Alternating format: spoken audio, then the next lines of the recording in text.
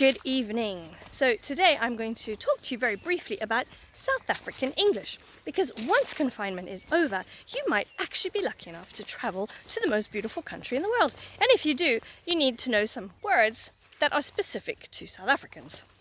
So first of all, when I see somebody in the street in South Africa that I know, I don't say, hello, how are you? I say, how's it? How's it, which is kind of short for how's it going? And if the person is well, they go sharp. They reply sharp. That means well. Okay. So we also use the word shame a heck of a lot in South Africa. So, for example, when a little baby's born, I would say, oh, shame, it's so cute. But if I'm watching a kid on a bicycle and they fall off and hurt themselves, I'd also go, oh, shame. And when somebody dies, I'd also go, oh, shame, man. Because we also put man at the end of most of our sentences, you know. We like to say man all the time.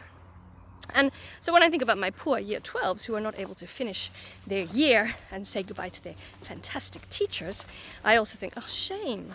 Oh, shame. I really feel bad for them. Right, in South Africa, we also do not say yes or yeah. We say ja. Ja, which comes from the Afrikaans. And this is not like in England, because when I went to live in England for 2 years, people thought I was trying to be posh. Because in England, the posh bourgeois say ja, ja. But that's not it at all. In South Africa, it's ja, and it's not posh. And we also say ja nee. Ja nee is a bit like indeed. It's an interjection, and we say it quite often. And we can even go one better. We say ja well no fine. Ja well no fine. That can mean so many things. It can mean that I'm showing that I find something you say ridiculous. I'm being ironic. I'm confused by what you're saying. I don't agree. So we use it quite often. Or we can even use it when we don't really want to do something, but we have to.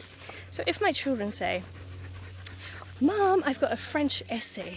Can you help me with it after dinner? Because I haven't done it and it's for tomorrow. I don't really want to do it. And I'd say, yeah, well, no, fine.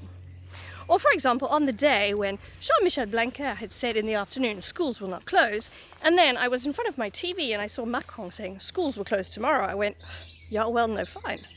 Okay, so that's that one. Another thing that we do in South Africa is we use the word now, but not meaning now. Now in South Africa doesn't really mean maintenant. So in South Africa, if you ask me to do something, I might say, I'll do it right now. Then you've got a pretty good chance I'm going to do it quite quickly, quite soon. If I say to you, I'm going to do it now, that means it's, fairly urgent.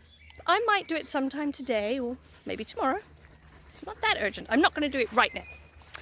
And if I say to you, oh, don't worry, I'll do it just now. Well, then good luck to you, because that means I'll do it sometime between today, tomorrow, next week. Really not sure when I'm going to do it or if I'm going to do it at all. We also like to say sure. Are you sure? Okay, we really like to double words up to, emphasize our meaning. Are you sure? You really don't want some of my chocolate cake? Sure? Okay, other words that we use in South Africa. If somebody offers you a naartjie, then they're offering you a clementine or a mandarin. One of those lovely little fruits that you eat.